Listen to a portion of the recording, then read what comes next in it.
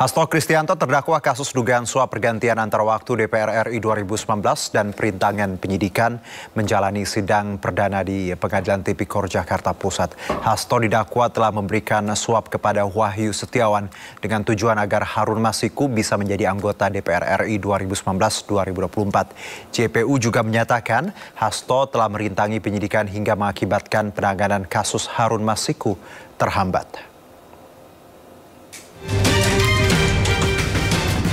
Sekjen PDI Perjuangan Hasto Kristianto yang juga terdakwa kasus dugaan suap pergantian antar waktu DPR RI 2019 dan perintangan penyidikan menjalani sidang perdana di Pengadilan Tipikor Jakarta Pusat Jumat pagi. Jaksa membacakan surat dakwaan terhadap Hasto terkait suap pergantian antar waktu atau PAW dan perintangan penyidikan. Hasto didakwa memerintahkan kepada buron Harun Masiku dan stafnya Kusnadi untuk menghilangkan alat bukti ponsel. Perbuatan Hasto dinilai telah menghambat penyidik melakukan tindak terhadap Harun yang juga tersangka dalam kasus suap ini.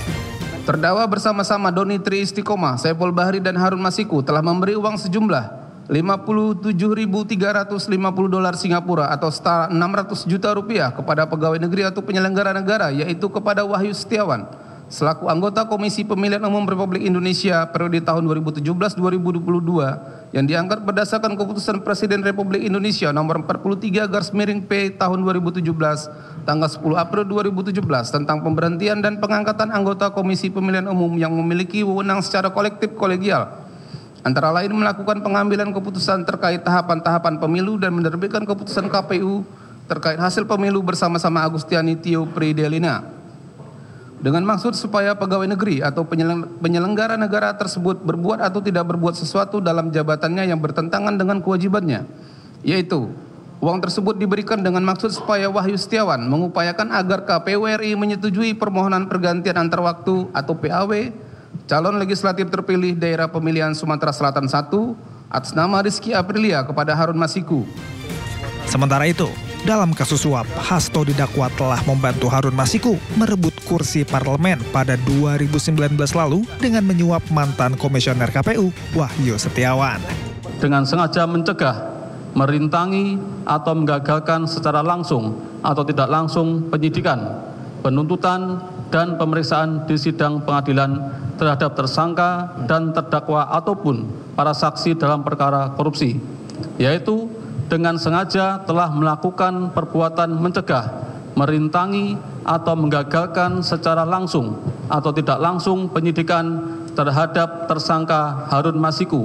Kemudian terdakwa melalui Nur Hasan memberikan perintah kepada Harun Masiku agar merendam telepon genggam miliknya ke dalam air dan memerintahkan Harun Masiku untuk menunggu atau standby di kantor DPP PDI Perjuangan dengan tujuan agar keberadaannya tidak bisa diketahui oleh petugas KPK. Pada sekitar pukul 18.35 WIB, bertempat di sekitar Hotel Sofian, Cut Mutia, Jakarta, Harun Masiku bertemu dengan Nur Hasan, menindaklanjuti perintah terdakwa, dan atas bantuan Nur Hasan pada jam 18.52 WIB, telepon genggam milik Harun Masiku tidak aktif dan tidak terlacak. Selanjutnya, petugas KPK memantau keberadaan Harun Masiku melalui update posisi telepon genggam milik Harun Hasan yang terpantau pada jam 20.00 WIB bersama dengan Harun Masiku berada di Perguruan Tinggi Ilmu Kepolisian atau PTIK. Dan pada saat bersamaan, Kusnadi selaku orang kepercayaan terdakwa juga terpantau berada di PTIK. Kemudian petugas KPK mendatangi PTIK namun tidak berhasil menemukan Harun Masiku. Terima kasih teman-teman pers dan seluruh masyarakat Indonesia atas perhatian yang diberikan di dalam persidangan ini. Saya telah mendengarkan dengan seksama, dengan cermat seluruh surat dakwaan yang tadi dibacakan oleh penuntut umum, dan dari situlah saya semakin meyakini bahwa ini adalah kriminalisasi hukum. Bahwa ini adalah pengungkapan suatu pokok perkara yang sudah inkrah, yang didaur ulang karena kepentingan politik di luarnya. Karena itulah saya mengikuti seluruh proses hukum ini dengan sebaik-baiknya. Jaksa penuntut umum menyatakan renvoy atau perbaikan surat dakwaan untuk tersangka kasus suap dan perintangan penyidikan Hasto Kristianto.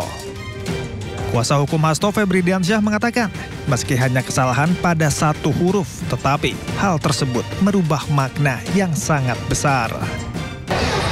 Ketika ada uraian dakwaan yang seolah-olah Pak Hasto memerintahkan Nur Hasan untuk menghubungi Harun Masiku untuk menenggelamkan handphone. Di fakta persidangan dan di keterangan Nur Hasan sendiri, tidak ada Pak Hasto memerintahkan hal tersebut. Justru di persidangan sebelumnya muncul yang datang adalah orang-orang berbadan tegap. Jadi bukan Pak Hasto yang menghubungi ataupun yang datang. Fakta ini sangat bertolak belakang. Karena itulah ini yang menjadi catatan kami juga. Apa sebenarnya maksud di balik dakwaan itu sehingga sedemikian rupa memutarbalikkan fakta hukum yang sudah muncul di proses persidangan.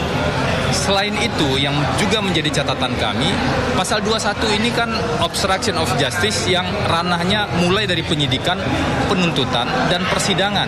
Tetapi tadi ada peristiwa sebelum sprindik terbit, sebelum penyidikan dimulai, itu sudah dikategorikan sebagai obstruction of justice. Jadi ada tafsir yang salah kaprah terhadap pasal 21 Undang-Undang Tipikor ini. Nah, ini tentu akan kami masukkan pada dokumen keberatan nanti dan juga akan kami challenge sedetail mungkin dalam proses persidangan nanti kalau perkara ini lanjut.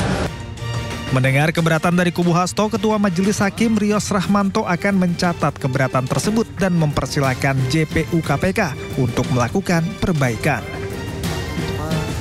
Kemudian, Hakim meminta kepada kedua pihak untuk fokus terlebih dahulu pada eksepsi atau nota keberatan yang akan disampaikan oleh Hasto pada Jumat mendatang. Sekretaris Jenderal PDI Perjuangan Hasto Kristianto telah menjalani sidang dakwaan kasus perintangan penyidikan dan suap yang melibatkan buron Harun Masiku. Ia menyatakan dirinya semakin yakin bahwa kasus yang menjeratnya merupakan bentuk kriminalisasi. Dan kita akan bahas lebih dalam terkait hal ini. Sudah bergabung bersama kami kuasa hukum Hasto Kristianto, Febri Diansyah. Assalamualaikum, selamat sore Bang Febri. Sore Mas. Ya, Bang Febri, kalau tadi kita melihat banyak sekali yang disoroti dalam sidang dakwaan kali ini. Tapi item pertama yang ingin saya tanyakan terkait dugaan suap dan perintangan penyidikan. Tanggapan Anda? Ya, jadi kalau dakwaan kan kita sudah baca ya, ada dua dakwaan. Kami sudah punya banyak sekali catatan terhadap poin-poin dakwaan tersebut.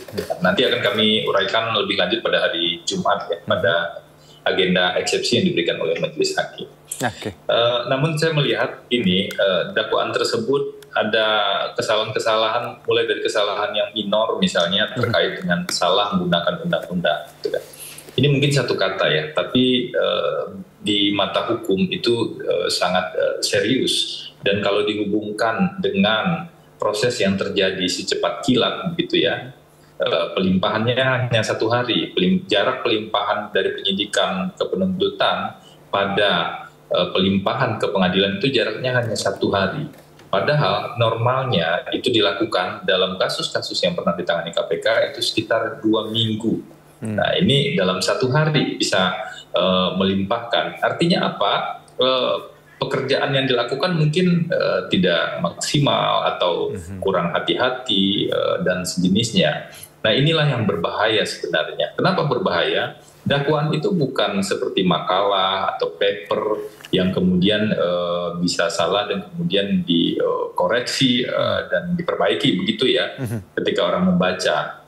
Dakwaan itu adalah sebuah sangkaan, sebuah tuduhan terhadap seseorang yang dituduh melakukan perbuatan-perbuatan pidana dengan konsekuensi kalau itu terbukti mereka bisa kehilangan kebebasan, bisa dipenjara sekian tahun lamanya, sehingga ini menyangkut terkait dengan hak azazi manusia seseorang. Okay. Betul, kami menghormati sekali kerja teman-teman JPU di KPK yang sudah membaca dakwaan. Tetapi prinsip kehati-hatian dan prinsip integriti dalam penyusunan dakwaan itu menjadi sangat penting.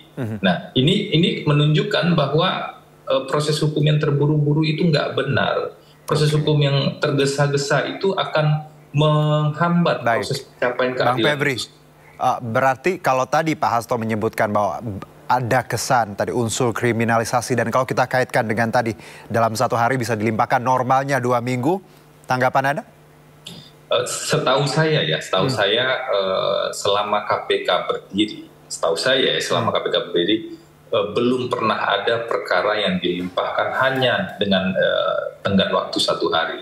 Kenapa? Karena di masa penahanan jaksa penuntut umum itu sebenarnya tertulis 20 hari pertama. Kenapa itu diberikan waktu 20 hari? Agar ada waktu nih bagi penuntut umum untuk betul-betul menyiapkan secara hati-hati dan tidak hanya menelan mentah-mentah lah begitu ya, apa yang sudah diberikan dalam proses penyidikan. Nah, waktu yang cukup inilah yang kemudian membangun kredibilitas sebuah lembaga. Makanya kami mempersoalkan ini, semoga ini jadi pembelajaran lah bagi publik ya, bahwa yang tidak hati-hati dalam penegakan hukum itu jangan main-main, itu terkait dengan nasib orang. Nasib orang yang jadi terdakwa, nasib keluarganya, meskipun kita menghargai ya apa yang dilakukan oleh JPU KPK. Selain itu, nah ini kan hal kecil saja ya, beda 1 huruf, tapi konsekuensinya sangat berbeda, bunyi pasalnya sangat berbeda. Selain itu, kami juga menemukan ada perubahan isi dakwaan, fakta di dakwaan. Jadi KPK itu menyusun 3 dakwaan sebenarnya dalam penanganan perkara ini. Perkara ini kan ditangani sejak 2020. Jadi KPK membuat 3 dakwaan. Dakwaan pertama adalah untuk Wahyu Setiawan dan Agustiani Tio Fridelina. Nah, dakwaan kedua adalah untuk Saiful Bahari. Dakwaan ketiga adalah untuk Pak Hasto yang dibacakan tadi. Nah, ternyata ada satu peristiwa di tanggal 17 Desember 2019 yang berbeda ditulis di dakwaan pertama dengan di dakwaan ketiga. Jadi kalau di dakwaan pertama, dakwaan Saiful Bahri, peristiwa tanggal 17 Desember itu, 17 atau 19 ya, Desember 2019 itu adalah Harun Masiku memberikan uang 400 juta pada Saiful Bahri. Jelas ya, Harun Masiku memberikan uang pada Saiful Bahri sejumlah 400 juta. Itu di dakwaan Saiful Bahri ya Bang ya? Di dakwaan Wahyu Setiawan. Kan Wahyu Setiawan ya penerima suapnya dari KPU nih. Wahyu dan Tio, Agustiani Tio. Itu disebutkan secara clear di sana. Di Saiful Bahri tentu juga waktu itu sama kan diajukannya. Nah, tiba-tiba diputarbalikkan dan berubah di dakwaan yang dibacakan tadi. Peristiwa yang terjadi saat itu yang dikatakan di dakwaan tadi adalah Hasto yang memberikan 400 juta tersebut. Nah, bagaimana mungkin kita bisa percaya kalau institusi yang sama itu bisa menguraikan fakta yang berbeda? Ini baru perbandingan dakwaan antar dakwaan ya Mas ya. Kami baru membandingkan produk dari satu lembaga. Kita belum bandingkan dakwaan yang ada ini dengan putusan yang sudah berkekuatan hukum tetap. Itu lebih banyak lagi catatannya. Kemarin kami menemukan ada 16 catatan kalau kita bandingkan tuduhan-tuduhan yang ada saat ini dengan putusan yang sudah berkekuatan hukum tetap. Nah, oleh karena itulah kami mengajak kita semua untuk betul-betul detail dan fokus pada isu hukumnya. Jangan terlena dan tertipu pada tebalnya berkas perkara. Ini karena ada gambarnya begitu ya. Dan kemudian kebenaran itu tidak lagi berasal dari satu otoritas saja. Dia harus diuji secara detail di proses peradilan. Nah, itu fungsinya keseimbangan antara jaksa penuntut umum nanti dengan penasihat hukum akan memutuskan. Bang Febri menyebutkan dakwaan-dakwaan yang ada itu tidak equal ya, tidak sama ya. Tadi disebutkan juga proses yang harusnya 20 hari hanya disulap jadi 1 hari. Dan tadi Pak Hasto menyebutkan bahwa ia yakin bahwa ada unsur kriminalisasi. Mengapa klien Anda begitu yakin akan hal ini? Kalau kita lihat dengan korelasi yang Anda sebutkan, ada hal lain menurut Anda yang membuat Pak Hasto menyebutkan tadi dalam keterangannya bahwa beliau tetap kekeh bahwa ini ada kriminalisasi, Bang Febri? Pak Hasto tentu saja punya hak ya untuk menyampaikan pendapatnya dengan latar belakang pengetahuan yang beliau miliki. Tentu saja Pak Hasto punya hak itu. Tapi tugas saya sebagai penasihat hukum yang mendampingi hak-hak dari Pak Hasto di proses persidangan adalah fokus pada aspek hukumnya. Baik. Makanya langkah pertama yang saya lakukan ketika kemudian diminta untuk jadi penasihat hukum adalah membaca berkas-berkas, terutama putusan yang ada. Dari sana saya bisa tahu posisi kasusnya seperti apa. Jadi cukup dengan informasi yang terbuka itu sebenarnya kita sudah tahu bahwa misalnya salah satu kesimpulan para majelis eksaminator itu para 9 orang ahli pidana, administrasi negara, dan ahli tata negara, kesimpulan mereka adalah Pak Hasto itu tidak bisa dijerat sebagai pemberi suap. Baik. Berdasarkan 2 putusan yang sudah berkekuatan hukum tetap. Makanya kita menduga ini apa yang akan diubah atau apa yang akan diputarbalikkan di dakwaan yang tadi dibacakan. Tadi terlihat bahwa ada yang diputarbalikkan. Fakta di tanggal 17 Desember 2019. Iya, Bang Febri. Sebelum kita lanjutkan, Bang Febri, kita coba kembali menyimak pernyataan Jaksa Penuntut Umum terkait Hasto Kristianto berikut. Doni Tri Istiqomah, Saiful Bahri dan Harun Masiku telah memberi uang sejumlah $57.350 Singapura atau setara 600 juta rupiah kepada pegawai negeri atau penyelenggara negara, yaitu kepada Wahyu Setiawan selaku anggota Komisi Pemilihan Umum Republik Indonesia periode tahun 2017-2022 yang diangkat berdasarkan keputusan Presiden Republik Indonesia nomor 43/P tahun 2017 tanggal 10 April 2017 tentang pemberhentian dan pengangkatan anggota Komisi Pemilihan Umum yang memiliki wewenang secara kolektif kolegial, antara lain melakukan pengambilan keputusan terkait tahapan-tahapan pemilu dan menerbitkan keputusan KPU terkait hasil pemilu bersama-sama Agustiani Tio Pridelina, dengan maksud supaya pegawai negeri atau penyelenggara negara tersebut berbuat atau tidak berbuat sesuatu dalam jabatannya yang bertentangan dengan kewajibannya, yaitu uang tersebut diberikan dengan maksud supaya Wahyu Setiawan mengupayakan agar KPU RI menyetujui permohonan pergantian antar waktu atau PAW calon legislatif terpilih daerah pemilihan Sumatera Selatan 1 atas nama Rizky Aprilia kepada dengan sengaja mencegah, merintangi atau menggagalkan secara langsung atau tidak langsung penyidikan, penuntutan, dan pemeriksaan di sidang pengadilan terhadap tersangka dan terdakwa ataupun para saksi dalam perkara korupsi, yaitu dengan sengaja telah melakukan perbuatan mencegah, merintangi atau menggagalkan secara langsung atau tidak langsung penyidikan terhadap tersangka Harun Masiku. Kemudian terdakwa melalui Nur Hasan memberikan perintah kepada Harun Masiku agar merendam telepon genggam miliknya ke dalam air dan memerintahkan Harun Masiku untuk menunggu atau standby di kantor DPP PDI Perjuangan dengan tujuan agar keberadaannya tidak bisa diketahui oleh petugas KPK. Pada sekitar pukul 18.35 WIB, bertempat di sekitar Hotel Sofian, Cut Mutia, Jakarta, Harun Masiku bertemu dengan Nur Hasan, menindaklanjuti perintah didakwa, dan atas bantuan Nur Hasan pada jam 18.52 WIB, telepon genggam milik Harun Masiku tidak aktif dan tidak terlacak. Selanjutnya, petugas KPK memantau keberadaan Harun Masiku melalui update posisi telepon genggam milik Harun Nur Hasan yang terpantau pada jam 20.00 WIB bersama dengan Harun Masiku berada di Perguruan Tinggi Ilmu Kepolisian atau PTIK. Dan pada saat bersamaan, Kusnadi selaku orang kepercayaan terdakwa juga terpantau berada di PTIK. Kemudian petugas KPK mendatangi PTIK namun tidak berhasil menemukan Harun Masiku. Baik, kita kembali Mas Febri. Tadi disebutkan ya beberapa hal yang menurut Anda juga janggal. Bagaimana memerintahkan tadi terkait ponsel dan juga disebutkan bahwa Anda di awal menyebutkan dakwaan-dakwaan yang dirubah dan tidak equal. Tanggapan Anda, Bang Febri? Ya, ini kan kalau bicara tentang obstruction of justice ya, pasal 21. Jadi kalau kita baca, satu normanya dulu kita bahas ya. Pasal 21 ini kan diatur di Undang-Undang Nomor 31 Tahun 99. Itu jelas sekali sudah diatur di sana. Nah, pada pasal 21 Undang-Undang 3199 yang dimaksud ruang lingkup obstruction of justice itu adalah di tahap penyidikan, penuntutan, dan proses persidangan. Di 3 tahap ya, penyidikan, penuntutan, dan proses persidangan. Pertanyaannya, tindakan yang dituduhkan tadi di dakwaan, yang dituduhkan adalah tindakan Pak Hasto menyuruh Harun Masiku gitu ya, melalui Hasan untuk menenggelamkan handphone. Itu adalah, kalaupun ada tindakan itu ya, tapi kami pastikan tindakan itu tidak ada kalau dibandingkan dengan putusan. Kalaupun ada, itu tindakan yang dilakukan sebelum penyidikan dilakukan. Sebelum sprindik seperti itu?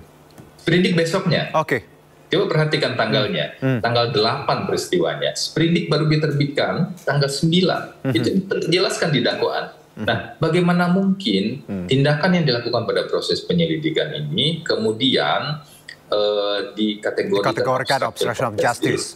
Itu yang pertama. Yang kedua, Nur Hasan sendiri sebenarnya sudah bersaksi di bawah sumpah yang mengatakan ya bukan Pak Hasto yang menyuruh, tetapi waktu itu dia didatangi oleh orang-orang berbadan tegap gitulah ya, dari fakta persidangan tersebut gitu kan. Nah, lalu kita mau pegang yang mana? Meskipun ini bisa saja diuji nanti kembali, tapi sudah ada fakta persidangan yang jauh lebih kuat ya, fakta hukum yang sudah diuji di proses persidangan, dan ada kemudian putusan lebih lanjut. Nah, yang ketiga tadi kalau masih terkait dengan obstruction of justice, itu perbuatan yang dilakukan terkait dengan menitipkan handphone misalnya. Jadi kalau masnya punya handphone dititipkan ke orang lain, atau kemudian handphone tersebut ditukar menjadi baru, atau mendelete chat misalnya, chat pribadi kita, itu kan masih dalam penguasaan yang bersangkutan, dan itu masih menjadi milik sepenuhnya dari seseorang yang punya handphone tersebut, sehingga dia punya hak azazi terhadap barang yang dia miliki itu. Nah, apakah tindakan yang dilakukan berdasarkan hak itu kemudian dikategorikan obstruction of justice? Jadi banyak sekali yang sebenarnya masih dalam tanda tanya besar. Makanya kita perlu persidangan yang membahas dan mengurai secara detail. Baik, Bang Febri. Dan kami bertanggung jawab tentu saja sebagai penasihat hukum untuk memberikan perspektif yang berbeda dari JPU. Kalau nggak butuh penasihat hukum kan tinggal dihukum saja seseorang kan. Makanya butuh keseimbangan dalam proses peradilan. Baik, Bang Febri, dari semua yang kita diskusikan tadi dan kejanggalan yang Anda rasa, karena Anda sebagai kuasa hukum tadi, proses hukum yang Anda fokuskan, bagaimana tadi kita terkait obstruction of justice, hal-hal lain yang menurut Anda yang dakwaannya tidak equal. Seberapa optimis Anda melihat jalannya nanti sidang dengan temuan-temuan dari tim Anda yang Anda dapati? Singkat saja.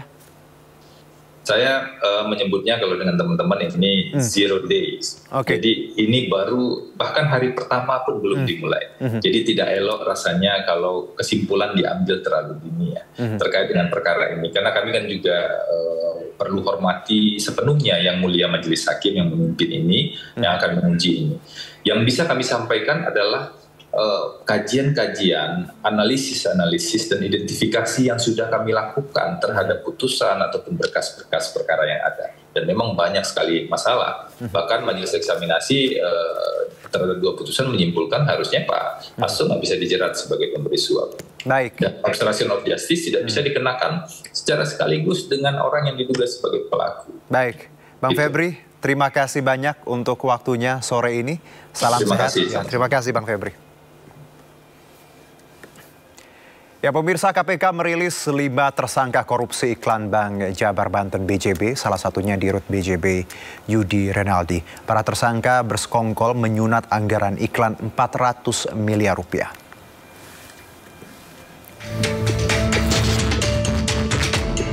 KPK akhirnya mengumumkan 5 tersangka korupsi iklan Bank Jabar Banten atau BJB.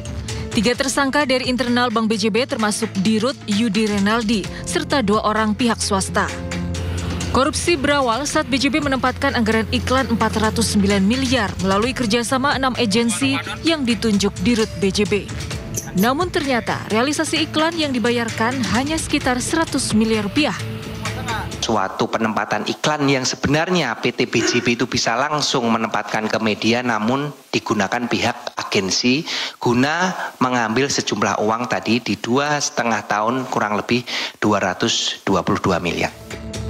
Sebelumnya KPK menggeledah 12 lokasi termasuk rumah mantan Gubernur Jawa Barat Ridwan Kamil dan kantor BJB di Kota Bandung. KPK menyita sejumlah dokumen, deposito 70 miliar rupiah, kendaraan dan aset tanah bangunan. KPK juga akan memeriksa Ridwan Kamil sebagai saksi kunci dalam perkara rasuah tersebut. Tim Liputan iNews melaporkan. Lalu apa informasi terkini pasca KPK menetapkan 5 orang tersangka korupsi BJB? Kita tersambung dengan Esra Ambarita yang saat ini berada di gedung KPK Jakarta. Selamat sore Esra, ada informasi terbaru apa pasca 5 orang tersangka korupsi BJB? Silakan. Ya, selamat sore Yuda dan juga pemirsa. Yang bisa kami kabarkan dari Gedung Merah Putih KPK bahwa betul sejauh ini dari Komisi Pemberantasan Korupsi ataupun KPK sudah menetapkan 5 tersangka dalam kasus korupsi dana iklan di lingkungan Bank BJB. Yang mana dari KPK ataupun Kasatgas KPK menetapkan 5 tersangka. Salah satunya adalah ex-direktur Bank BJB yang bernama Yudi Renaldi. Kemudian juga tidak hanya dari pihak Bank BJB sebanyak 3 orang, ini ada juga dari pihak swasta, dalam hal ini agensi. Dan beberapa hal yang disampaikan dalam konstruksi perkara ini adalah bahwa masing-masing ataupun dari kelima orang ini telah melakukan mufakat terkait penentuan dari agensi yang ditentukan dari pihak tersangka ini, di mana ini bertentangan dengan hukum pengadaan barang dan jasa. Setelah itu kemudian juga dari laporan audit BPK, ini ada selisih antara uang yang diterima dari dari pihak agensi dan juga untuk media, di mana ini selisihnya mencapai 222 triliun rupiah yang sekaligus menjadi kerugian negara juga. Nah, menariknya pemirsa, dalam perkara ini KPK juga menggeledah rumah dari ex-gubernur Jawa Barat yakni dari Ridwan Kamil. Diamankan sejumlah barang bukti, namun barang bukti ini tidak dirinci apa-apa saja dari rumah Ridwan Kamil yang diamankan. Namun yang pastinya telah diamankan sejumlah barang penting, mulai dari aset bangunan, kemudian juga rumah, kemudian juga kendaraan, dan uang dalam bentuk deposit sebanyak 70 miliar. Namun sekali lagi KPK tidak merinci ini diamankan dari rumah siapa atau dari tempat mana saja. Nah, namun yang pastinya dari pihak KPK ini menyebutkan tidak menutup kemungkinan akan memanggil dari mantan gubernur Jawa Barat yakni Ridwan Kamil untuk merampungkan terkait perkara ini.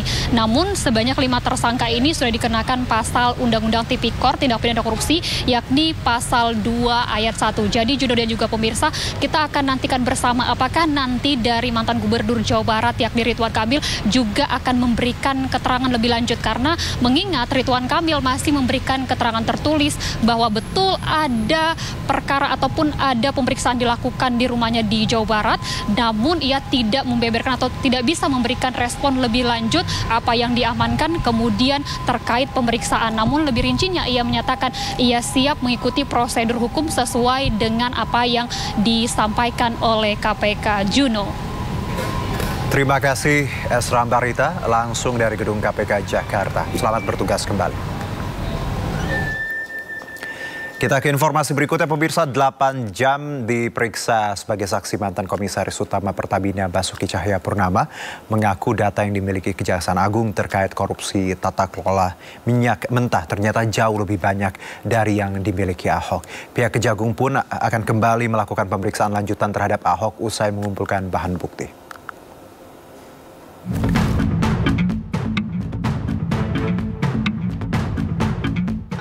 Kasus mega korupsi BBM Pertamina terus diselidiki. Mantan Komisaris Utama Pertamina Basuki Cahayapurnama atau Ahok juga turut diperiksa Kejaksaan Agung Kamis sore. Usai diperiksa selama 8 jam sebagai saksi dalam kasus korupsi tata kelola minyak mentah, Ahok mengaku terkejut karena banyak hal yang tidak diketahuinya. Ahok juga mengaku data yang dimiliki Kejaksaan Agung terkait korupsi tata kelola minyak mentah ternyata jauh lebih banyak dari yang dimilikinya. Termasuk adanya fraud atau penipuan pada penelitian di bagian subholding hingga operasional yang selama ini tidak diketahui Ahok saat ia menjabat sebagai Komisaris Utama Pertamina karena di luar jangkauannya. Nanti tanya sama penyidik, saya juga kaget-kaget gitu loh. Kok gila juga ya saya bilang gitu ya. Saya kok nggak tahu itu. Tapi wajar kita nggak tahu, karena kan dari atas kan ya. Mungkin soal fakta baru ada pengadaan Enggak. Kalau pengoplosan saya kira itu pajak di sini penyidik nggak pernah tanya itu. Kalau pengoplosan otomatis kendaraan-kendaraan akan protes dong. Kendaraan kita macet dong. Nah saya kira bukan itu. Ini yang lebih dalam. Kalau pengoplosan langsung ketahuan konsumen. Ini memang ada soal sesuatu yang saya nggak bisa ngomong. Nanti di sidang pasti penyidik akan kasih lihat. Tapi ya saya kaget. Sementara, pihak Kejagung menyatakan akan melakukan pemeriksaan lanjutan terhadap Ahok selaku perannya sebagai mantan Komisaris Utama Pertamina jika telah mengumpulkan sejumlah dokumen tambahan. Penyidik pada waktunya nanti juga akan tentu melakukan pemeriksaan lanjutan terhadap yang bersangkutan ketika dokumen-dokumen seperti yang dijelaskan oleh saksi kepada penyidik, misalnya terkait dengan notulen-notulen rapat. Dalam kasus korupsi yang merugikan negara hingga 1.000 triliun rupiah ini, Kejaksaan Agung telah menetapkan 9 tersangka, 6 diantaranya merupakan pejabat anak usaha Pertamina. Dari Jakarta, Tim Liputan iNews melaporkan. Penyidik Kejaksaan Negeri Jakarta Pusat menggeledah kantor Kementerian Komunikasi dan Digital di Jalan Medan Merdeka Barat, Gambir, Jakarta Pusat. Penggeledahan diduga terkait kasus tindak pidana korupsi pengadaan barang dan jasa, pengadaan pengelolaan Pusat Data Nasional Sementara tahun 2020 hingga 2024 saat masih bernama Kominfo yang merugikan negara hampir 1 triliun rupiah.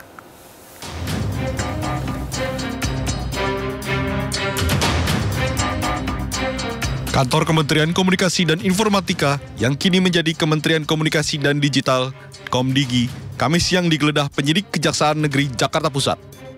Penggeledahan diduga terkait kasus tindak pidana korupsi pengadaan barang dan jasa, pengadaan pengelolaan Pusat Data Nasional Sementara atau PDNS pada Kementerian Kominfo pada tahun 2020 hingga 2024.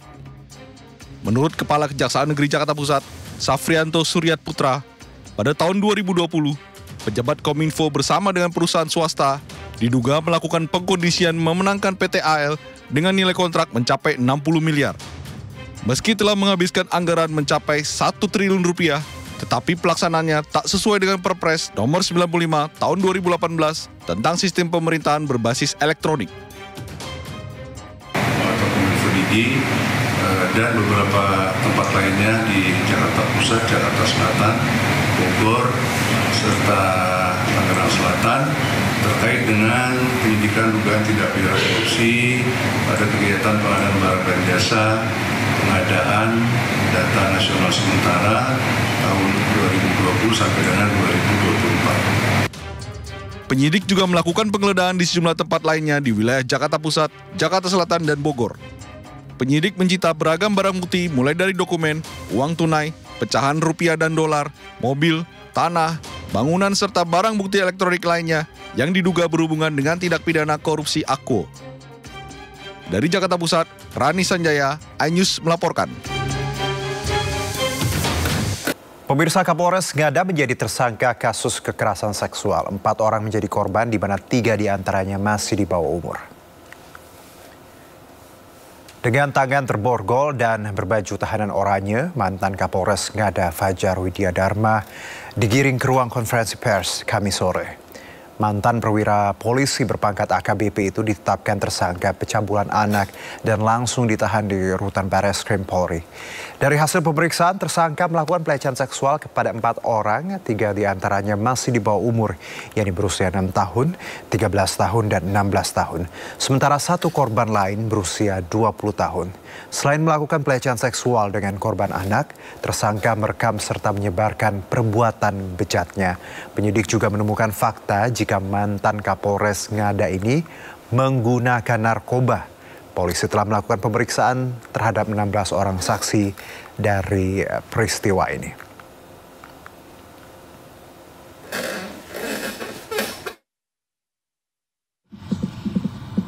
Saya menyampaikan hasil dari penyelidikan pemeriksaan melalui kode etik dari Watprof, ditemukan fakta bahwa FLS telah melakukan pelecehan seksual dengan anak di bawah umur sebanyak 3 orang dan 1 orang usia dewasa. Antara lain, saya akan menyebutkan anak 1, anak 2, dan anak 3. Ya, anak 1 usia 6 tahun, anak 2 usia 13 tahun, anak 3 usia 16 tahun, dan anak, orang dewasa dengan inisial SHDR usia 20 tahun. Sehingga ini bisa diketahui pada konteks sebagai anak dan orang dewasanya. Kemudian tanggal 24 Februari 2025 ini sudah dilakukan penanganan perkaranya oleh Divpropam dan telah ditempatkan secara penempatan khusus. Nanti akan dijelaskan sejak kapan sampai dengan kapan oleh Karwat Prof. Dan langkah-langkah yang telah dilakukan yaitu pemeriksaan korban dan saksi-saksi. Saksi yang sudah dilakukan pemeriksaan sebanyak 16 orang. Ya, aksi bejat ex-Kapolres Ngada terungkap usai kepolisian Australia menelusuri asal-muasal video asusila yang beredar dan dijual pelaku di dunia maya. Dari hasil penyelidikan, bukan hanya bocah berusia 6 tahun yang menjadi korban, namun pelaku melakukan pencabulan terhadap 4 orang, 3 anak di bawah umur dan 1 orang dewasa.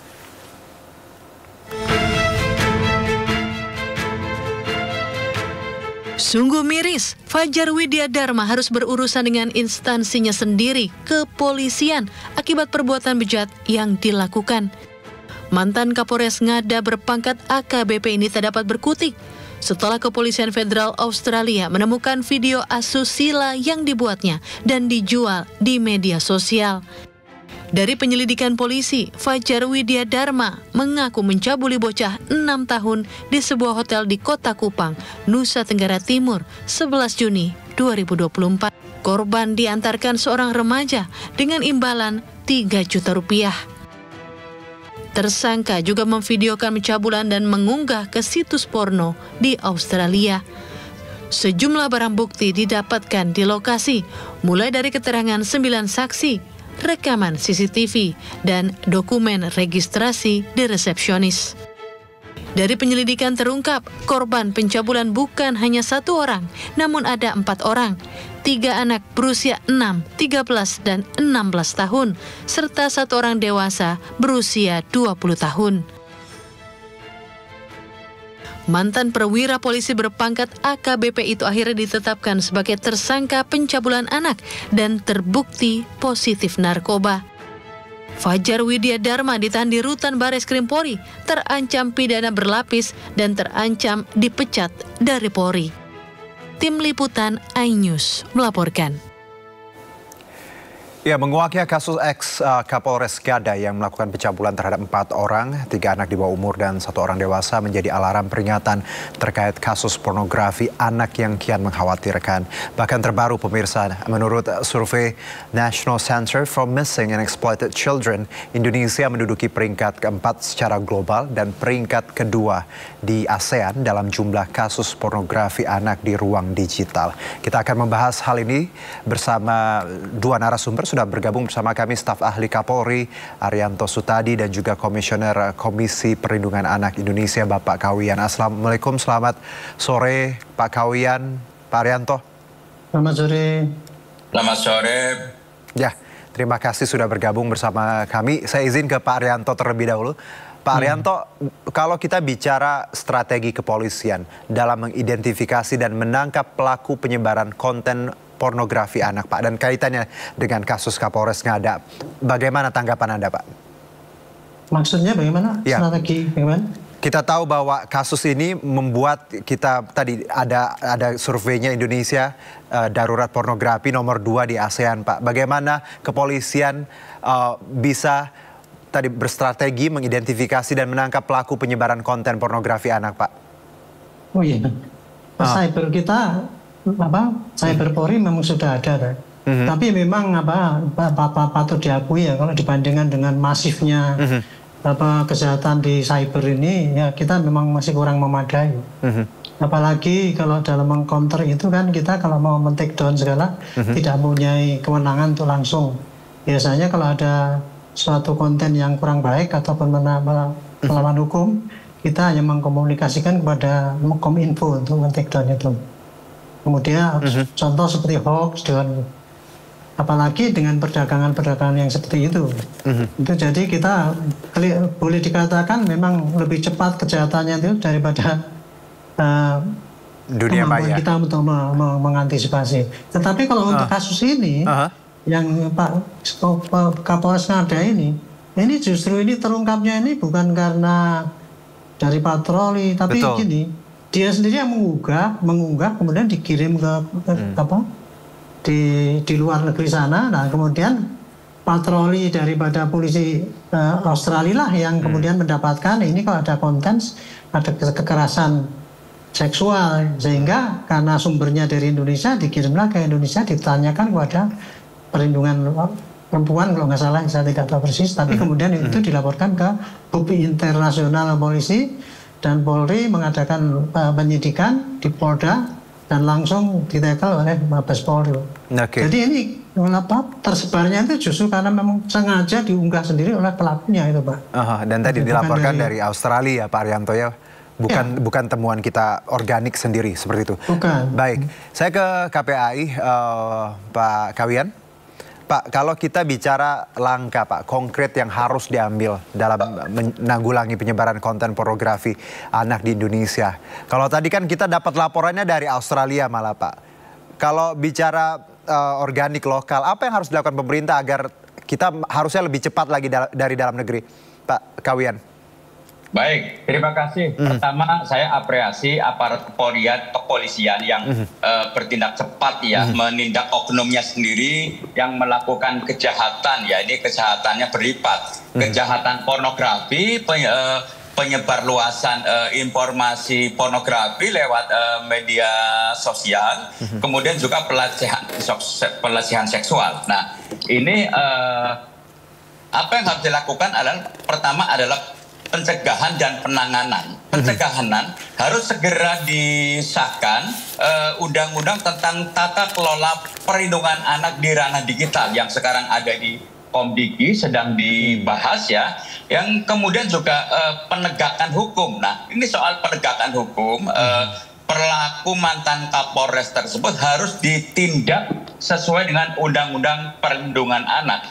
Undang-Undang Perlindungan Anak menyebutkan bahwa kalau aparat penegak hukum APH terlibat dalam kasus kekerasan seksual terhadap anak, maka hukumannya adalah ditambah 1/3 dari hukuman biasa. Nah, ini harus kita tegakkan pasal tersebut juga agar menjadi jera kepada pihak-pihak lain. Nah, terkait dengan Indonesia memang saat ini menempati urutan kedua ASEAN dan 4 dunia dalam konten pornografi anak. Ini harus menjadi perhatian negara ya, bahwa negara harus hadir segera membuat regulasi yang bisa membendung, mencegah dan menangani kasus-kasus pornografi anak. Oke, Pak Arianto, kalau tadi Anda menyebutkan bahwa unit cyber kita sudah ada, tapi kadang kesulitan harus tadi untuk take down segala macam, harus koordinasi ke Kominfo. Anda melihat kalau ada langkah konkret ke depannya, apa yang harus dilakukan baik itu kepolisian dan pihak-pihak terkait agar prosesnya lebih gampang dan hal-hal seperti ini sifatnya perlindungan bisa kita cegah di awal, Pak Arianto? Ya, saya kira kalau untuk pencegahan itu ya pengaturannya ya. Itu tadi saya setuju dengan usul diadakan peraturan ya, peraturan yang lebih ketat dan lebih spesifik kepada ini. Dan kalau saya pribadi ini sekarang ini mumpung KUHAP lagi akan direvisi ya. KUHAP ini lagi mau direvisi. Nah itu saya lihat kelemahan KUHAP selama itu yang lalu itu hampir tidak ada itu perlindungan kepada korban itu. Yang lebih banyak perlindungan HAM-nya tersangka itu. Jadi mungkin bisa diusulkan ya untuk perlindungan korban kejahatan anak-anak ini spesifik itu diatur di dalam KUHAP, di mana aturan yang kewenangan yang diberikan kepada Polri bisa kewenangan langsung mendetek dan kemudian men-take down ataupun mengolah, itulah intinya gitu, sehingga itu bisa memungkinkan percepatan. Satu, percepatan dalam penyidikan, dan dua, percepatan di dalam pengadilan itu. Karena kalau KUHAP kita sekarang ini kan lelet banget ya, lama sekali itu satu kasus itu bisa 3 bulan paling cepat, kemudian divonisnya 1 tahun. Nah ini mestinya kalau dalam kasus yang ini kejahatan dengan terhadap seksual ataupun pada anak-anak, ini mestinya dikasih suatu prosedur yang kilat gitu, cepat gitu, sehingga tidak disamakan dengan kasus-kasus yang biasa gitu. Mungkin itu ya, kalau untuk mencegah itu harus harus aturan yang ketat dan kemudian kemenangan yang besar diberikan pada aparat di lapangan dan proses persidangan yang cepat sehingga efek jerahnya itu ada, efek deteren kepada masyarakat maupun efek deteren kepada pelaku. Baik, Pak Arianto dan Pak Kawian dan juga pemirsa, sebelum kita lanjutkan, ini ada survei dari National Center for Missing and Exploited Children yang melaporkan Indonesia ini nomor 2 di ASEAN dan 4 dunia. Kita lihat bersama, Pak.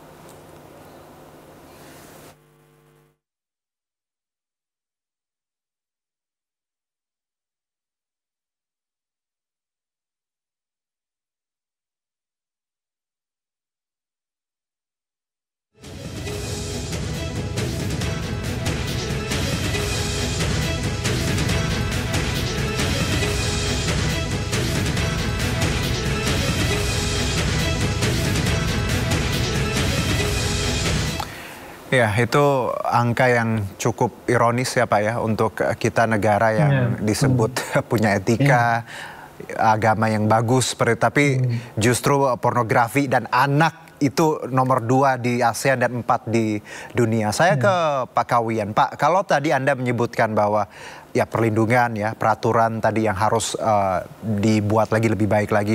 Hukuman, Anda menyebut harus ditambah lagi 1/3 dari hukuman. Apakah hukuman juga bisa membuat para pelaku ini jera menurut Anda, Pak Kawian, dengan yang cukup berat seperti itu?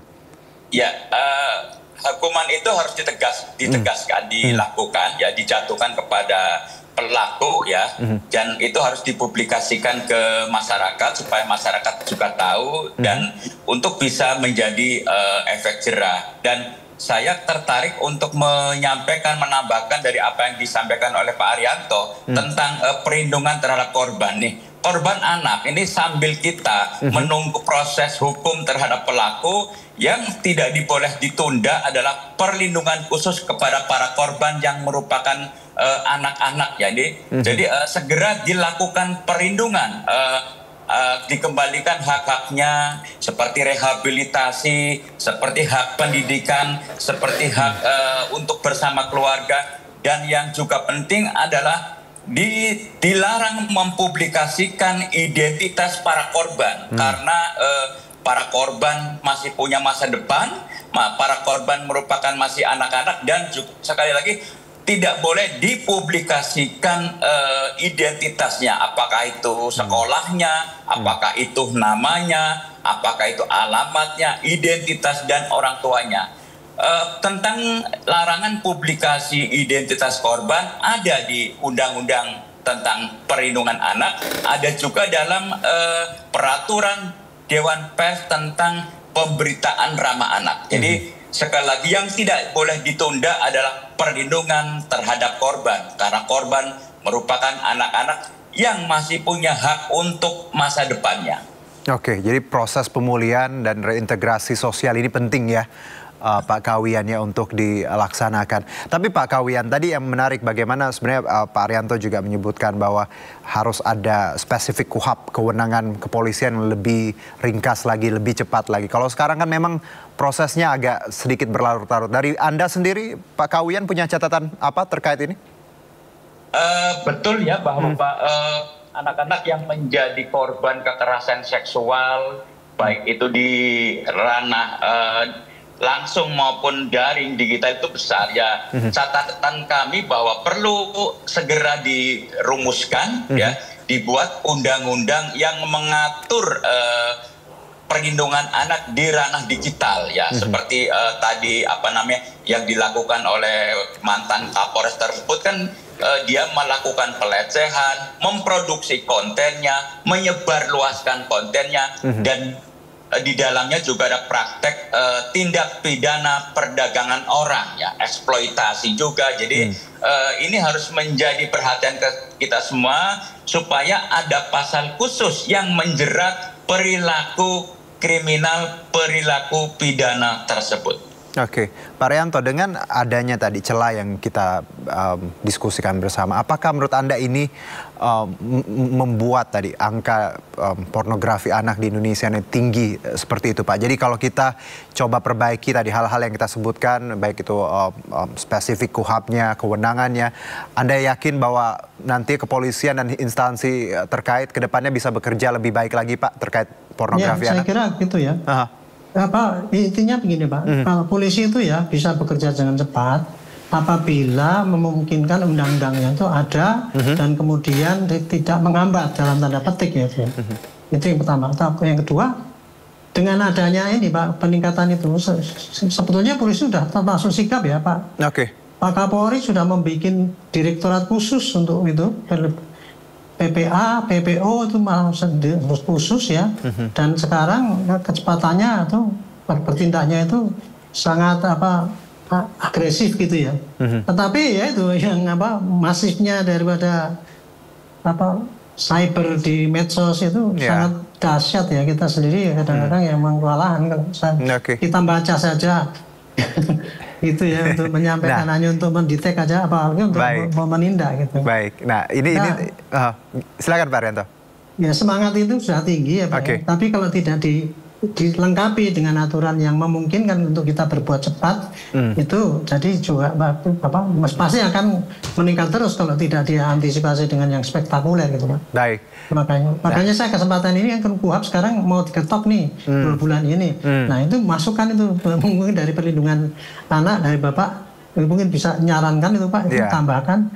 Mudah-mudahan KUHAP ini keluar dengan tambah-tambah aturan-aturan yang baru yang betul-betul mengakomodir kebutuhan-kebutuhan hukum di lapangan itu Pak. Termasuk gini penindakan atau penanganan pada kasus kejahatan anak. Ya, dan kalau tadi peraturan undang-undangnya jelas ya Pak, polisi lebih sigap lagi ya Pak nantinya dan juga penegakan hukumnya tadi tidak ambigu. Nah, kalau bicara peran ini Pak, kita tahu ketika kita bicara pornografi ini tidak hanya tanggung jawab pemerintah untuk memberantasnya, tapi masyarakat. Saya ke Pak Kawiyang, bagaimana peran KPI dan juga pemerintah harusnya bicara literasi digital Pak di kalangan anak-anak dan remaja guna mencegah mereka terpapar konten negatif, Pak Kawiyan?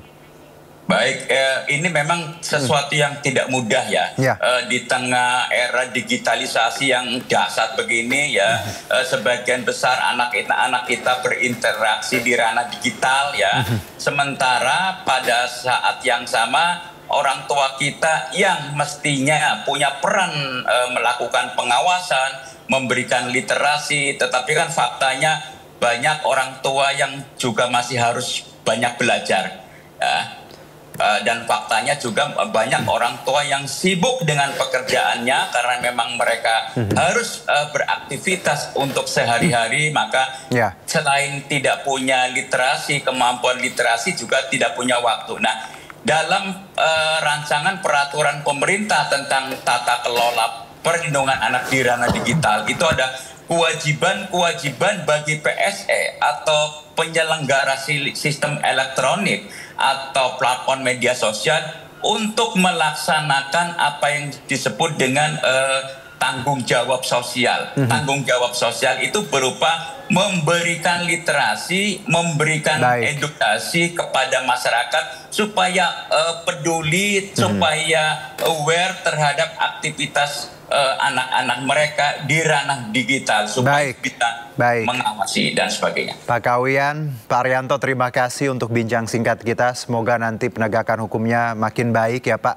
karena anak-anak adalah tadi masa depan bangsa ya, dan semoga angka-angkanya tadi semakin menurun seperti itu. Terima kasih Pak Arianto, Pak Kawiyan. Terima kasih Pak Juno, Selamat ya. Pak Arianto. Hati-hati di jalan Pak ya. Selamat beraktivitas. Terima kasih. Pemirsa, Menteri Perdagangan Republik Indonesia Budi Santoso mengecek harga minyak kita di Pasar Tomang, Jakarta Barat. Selain itu, Mendak juga mengecek stok kebutuhan bahan pokok dan memastikan aman terkendali saat puasa hingga Lebaran.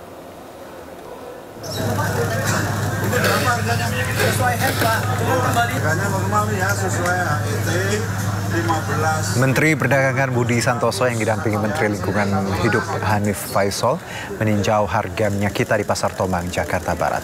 Di pasar ini minyak kita terpantau sesuai dengan harga eceran tertinggi yang berkisar Rp15.700. Takarannya pun sesuai dengan kemasan. Namun demikian Mendak menyebut harga di setiap pasar dipatok dengan harga berbeda, yakni berkisar Rp17.000 hingga Rp19.000.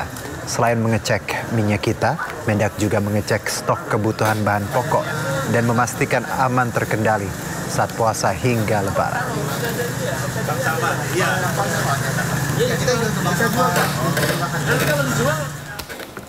Tadi kan sempat juga ngecek harga ya, beberapa memang sedikit tadi mengalami kenaikan, tetapi tadi kita lihat minyak kita tadi harganya sesuai HET 15.700 ya. Memang ternyata di setiap pasar tidak sama. Ada yang di atas HET, ada yang masih sama dengan HET. Contohnya tadi masih sama dengan HET dan ukurannya normal 1 liter ya. Jadi kami berharap pasokan tetap ada. Kalau kita lihat tadi pasokan juga penuh ya, tidak ada yang kurang.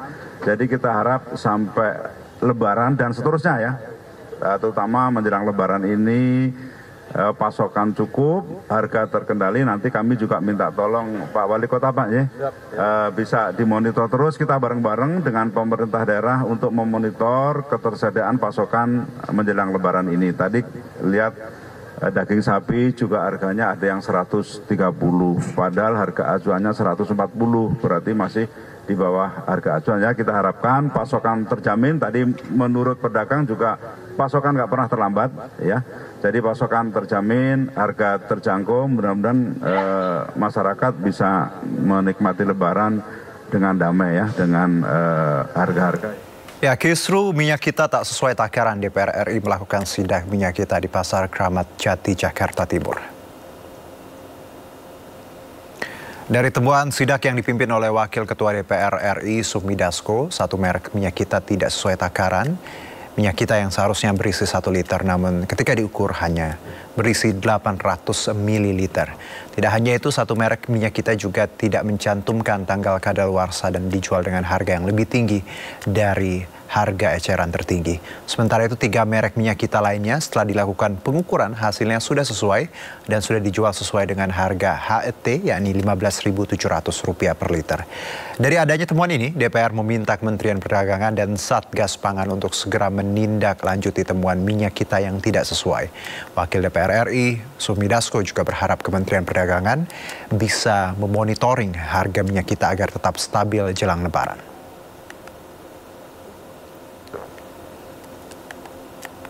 Akan minta kepada Kementerian Perdagangan dan kita juga akan terus aktif memonitor aparat penegak hukum Satgas Pangan untuk aktif memonitor ke seluruh Indonesia supaya harga bisa tetap stabil dan juga kemudian tidak ada pengurangan volume. Demikian. Menteri Pertanian Andi Amran Sulaiman ingatkan para pengusaha tak curangi harga sembako, termasuk minyak goreng. Bersama Satgas Pangan, Kementan juga akan menindak tegas pelaku kecurangan peredaran minyak kita. Dan berikut cuplikan dialog Angelica De Vagam bersama Menteri Pertanian Andi Amran Sulaiman. Ngomong soal inspeksi mendadak ini Pak, ada yang hangat nih Pak. Kemarin kan dari Satgas Pangan Polri ini bersama juga Kementan mengungkap suatu kasus yang mencengangkan, yang viral juga di masyarakat ini mengenai produsen minyak goreng, minyak kita yang kemarin Bapak nampaknya pergi ke suatu pasar dan menemukan ada kejanggalan di situ. Iya. Seperti apa Pak temuannya Pak? Jadi sebenarnya 1 minggu sebelum puasa, Bapak Presiden menelpon menyampaikan Pak Mentan jaga stok, jaga harga, stabilkan harga. Bila perlu turun. Itu perintah beliau. Sehingga 1 minggu sebelum bulan puasa kami himbau pada masyarakat, terutama pengusaha. Kami himbau jangan menjual di atas HET, harga eceran tertinggi. 9 bahan pokok. Ini kebutuhan masyarakat Indonesia. Kami ingin, pemerintah ingin masyarakat betul-betul bahagia dalam bulan suci Ramadan. Tidak ada kegaduhan dan seterusnya. Hari pertama, kedua, sampai 1 minggu. Tiap hari kami himbau kepada pengusaha, tolong jangan mempermainkan harga. Kenapa? Tidak ada alasannya untuk mempermainkan harga. Stoknya banyak, produksi banyak, stok banyak, dan seterusnya, khususnya minyak goreng dengan beras. Ini khusus minyak goreng, kita produsen terbesar dunia. Jadi nggak ada alasan harga itu naik. Dan ada kesepakatan kita pengusaha dan pemerintah bahwa harga eceran tertinggi yaitu 15.700. Bahkan penekanan Bapak Presiden itu harga tekan untuk operasi pasar 14.700, turun 1.000%. Nah itu beliau perintahkan. Kemudian daging, kebetulan negara tetangga harganya 76.000 harga daging kerbau, diminta Bapak Presiden dibawanya 75. Kita di gerai-gerai 75. Ada 1.000 gerai. Sekarang targetnya 2.000-3.000 gerai seluruh Indonesia untuk operasi pasar. Nah itu awal mulanya. Kemudian gerai ini kami sidak, cek. Ternyata minyak goreng tidak masuk. Kami ngecek sesuai kesepakatan kita para pengusaha bahwa mensuplai BUMN Bulog, ID Food itu 50.000 ton, total 70.000 ton. Itu tidak kunjung datang juga. Yang dikirim adalah 100 ton. 100 ton ya. Per hari. Berarti ini sudah tidak sesuai dengan komitmen. Akhirnya kami sidak. Ternyata yang kami temukan adalah di pasar harga minyak di atas eceran tertinggi ditetapkan oleh pemerintah sudah di atas, volumenya tidak cukup pula. Ini betul-betul maaf, tidak manusiawi pada masyarakat Indonesia. Berapa ratus miliar kerugian masyarakat Indonesia yang diderita karena ulah oleh sekelompok orang. Kan tidak semua pengusaha jelek, justru masih lebih banyak yang baik. Tetapi untuk hal ini tidak manusiawi. Kita ini di bulan suci Ramadan berlomba-lomba cari pahala. Dia mencetak dosa di bulan suci Ramadan, bulan yang penuh berkah dan seterusnya. Ya, saksikan perbincangan lengkap Angelica De Vagam bersama Menteri Pertanian Andi Amran Sulaiman dalam program One on One malam ini pukul 21.30 waktu Indonesia Barat hanya di Sindo News TV.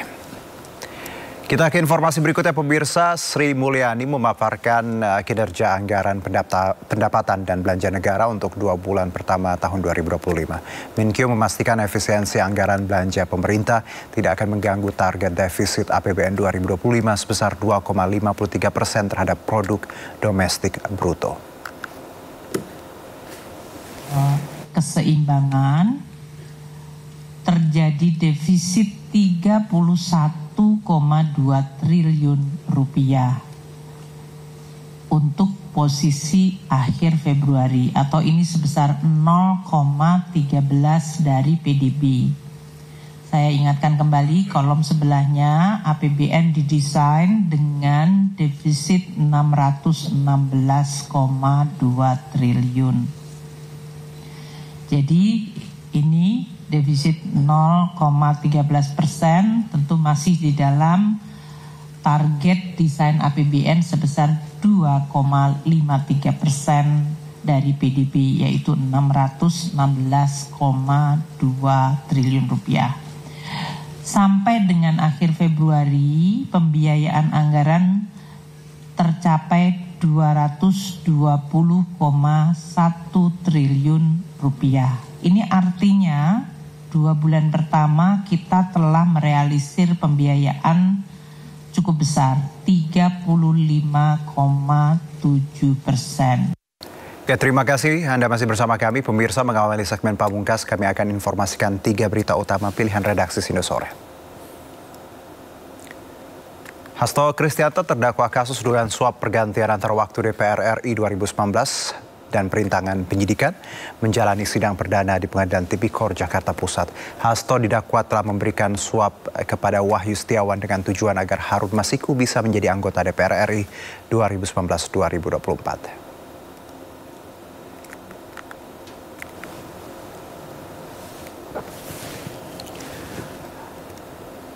KPK merilis 5 tersangka korupsi iklan Bank Jabar Banten BJB. Salah satunya Dirut BJB Yudi Renaldi. Para tersangka bersekongkol menyunat anggaran iklan 400 miliar rupiah.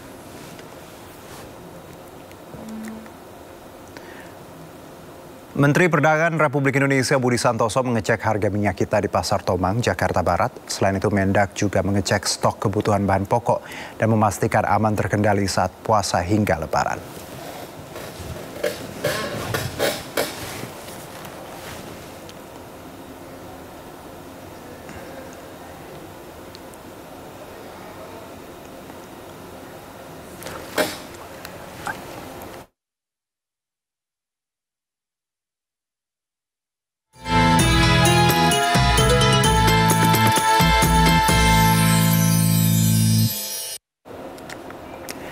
Pemirsa, seperti apa suasana berburu takjil di hari ke-14 bulan Ramadan ini? Kami akan ajak Anda mengetahui bagaimana keseruan berburu menu berbuka puasa kali ini dari GBK, Gelora Bung Karno Senayan, Jakarta. Nata, silakan. Baik, selamat sore Juno dan juga pemirsa. Terkait dengan saat ini ramai sekali tren ketika ngabuburit sambil olahraga. Nah, kebetulan apabila yang biasanya masyarakat datang ke Gelora Bung Karno untuk sekedar olahraga, kemudian bingung untuk mencari tempat buka puasa atau berburu takjil, kali ini di Gelora Bung Karno Jakarta tersedia juga ada event namanya Nusantara Market dari Sundown Market, yang mana ini sudah ada sejak tanggal 1 Maret 2025 sampai dengan nanti pada tanggal 25 Maret 2025. Jadi di sini banyak sekali pilihan-pilihan takjil atau menu berbuka puasa yang bisa kalian cicipi, seperti yang ada di sisi kiri saya ini sudah ada terlihat pelangnya pempek dan juga es buah sultan. Kebetulan Juno juga orang Palembang kan ya, wong kita gaul. Jadi pasti familiar banget nih masakan khas dari Sumatera Selatan alias pempek ya. Dan ini untuk harga sendiri di sini bervariasi, mungkin ada dari menu yang harganya 25.000 sampai dengan 45.000 bahkan 50.000. Jadi di sini kalian bisa mengeksplor berbagai menu-menu makanan yang ada di sini, mulai dari makanan ringan, makanan berat sampai dengan makanan-makanan yang ya bisa dikatakan dessert. Dan saya pun akan mengajak Anda juga untuk menelusuri ke arah sana. Di sini sudah ada lagi martabak kubang yang mungkin jarang sekali dijumpai di beberapa lokasi. Nah, kali ini ada dengan harga range variasinya, yakni ada dari dari roti canai 35.000 sampai dengan 55.000 rupiah. Anda sudah bisa menikmati kuliner yang ada di sini. Kemudian bergeser lagi, ini ada makanan-makanan dessert ya, bisa dikatakan makanan dessert atau makanan-makanan yang penutup. Ini udah ada di depan saya, ada puding karamel 20.000, kemudian puding coklat 15.000, kemudian ya sekitaran 15.000 sampai 20.000. Nah, untuk makanan berat ini sudah ada di sebelah saya, ada chicken stick. Ini dengan harga sekitar 30.000 Anda sudah bisa menikmati hidangan ini. Dan saya pun akan mencoba bertanya dengan pedagang ya. Halo Mas, selamat sore. Apa kabar Mas? Alhamdulillah baik. Mas dengan siapa Mas namanya Mas? Restu Anugrah. Mas Restu, boleh nanya-nanya dikit gak nih? Boleh. Oke, ini dagingnya itu pakai daging apa sih? Keras gak sih? Enggak. Kalau ini nggak bakalan peras karena saya di sini makanya bagian paha bukan bagian dada. Oke. Kalau bagian paha itu lebih dominannya ke juicy. Oke. Ini emang dibikinnya begini atau ditambah lagi kayak tepung-tepung? Biasanya kan kalau chicken stick itu ada tepung-tepungnya tuh Mas. Kalau ini gimana? Kalau ini murni daging asli, nggak tanpa tambahan tepung. Jadi kalau misalkan yang pakai tepung itu yang crispy. Kalau yang crispy ya pakai. Kalau untuk varian dari sausnya itu, sausnya apa aja? Nah, kalau yang ini ada barbecue, kalau yang ini ada yang mushroom, ini yang black pepper. Ada 3 rasa. Oke, terus harga 30.000 semuanya. Semua dari apa namanya? Udah include saus, sayur, sama kentang, saus dan juga kalau sosis beda lagi ya? Beda bayaran lagi. Berapa tuh bayarannya? Itu kalau ini 7.000 tambahannya. 7.000 tambahannya. Oke, terima kasih banyak Mas atas informasi dan waktunya. Mas, saya pesan satu ya buat nanti buka puasa ya. Oke, pemirsa, setelah tadi perbincangan saya dengan salah satu penjual yang mana memang di sini lengkap sekali karena selain ada makanan ringan, makanan berat dan juga makanan penutup, dan harga juga bervariasi mulai dari 15.000 sampai dengan 30.000. Kalian sudah bisa tentunya menikmati hidangan yang ada di sini. Dan sebagai informasi tambahan juga untuk event sendiri yang ada di sini berlangsung dari tanggal 1 Maret 2025 sampai dengan nanti tanggal 25 Maret 2025, dan nanti pada tanggal 20 Maret 2025 akan ada juga nobar antara Australia dan juga timnas Indonesia.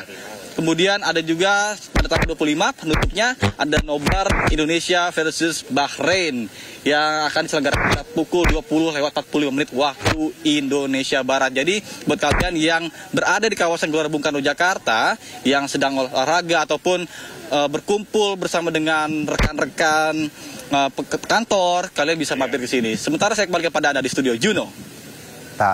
Tadi steaknya ya, tambahin satu lagi sama pempek ya tak. Terima kasih Nata Arman atas laporan Anda. Selamat bertugas kembali.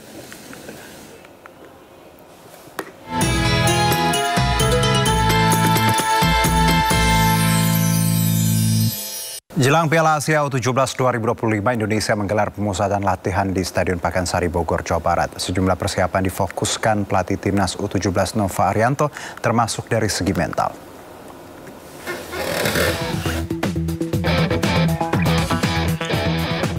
Tim U17 Indonesia menggelar pemusatan latihan di Stadion Pakansari Bogor, Jawa Barat pada Kamis malam. Latihan ini merupakan persiapan menuju Piala Asia U17 2025. Dan menjelang turnamen yang sudah semakin dekat, pelatih tim U17 Indonesia Nova Arianto meminta skuadnya untuk menjauhi media sosial. Kebijakan ini sudah diterapkan sejak pemusatan latihan di Bandung, Jawa Barat. Yang pasti saat ini pemain saya sarankan tidak melihat media sosial ya, karena saya tahu secara ekspektasi masyarakat sangat besar ya kepada timnas 17, sehingga waktu itu masih 20 ya, dan itu yang saya tekankan agar pemain tidak terlena dan pemain tidak merasa tertekan dengan situasi itu ya, dan saya minta pemain bisa melupakan dulu media sosial agar pemain bisa lebih fokus ke pertandingan. Salah satu pekerjaan rumah Nova Arianto menjelang Piala Asia U17 adalah masalah mental. Apalagi sebagian pemainnya baru pertama tampil dalam kompetisi terbesar. Yang pasti masalah mental ya, karena sekali lagi pemain akan tampil di event yang menurut kami adalah event pertama terbesar mereka ya, karena Piala Asia pasti berbeda dengan AFF ataupun kualifikasi ya. Jadi saya bilang pemain harus punya mental yang kuat untuk tampil di sana. Indonesia tergabung di grup C bersama Afghanistan, Yaman, dan Korea Selatan. Dan menyambut turnamen ini, skuad Garuda Asia akan menjalani pemusatan latihan di Dubai sebelum akhirnya bertolak ke Arab Saudi untuk Piala Asia U17 2025 yang dimulai pada 3 April mendatang. Dari Bogor, Jawa Barat, Will dan Hidayat, iNews melaporkan.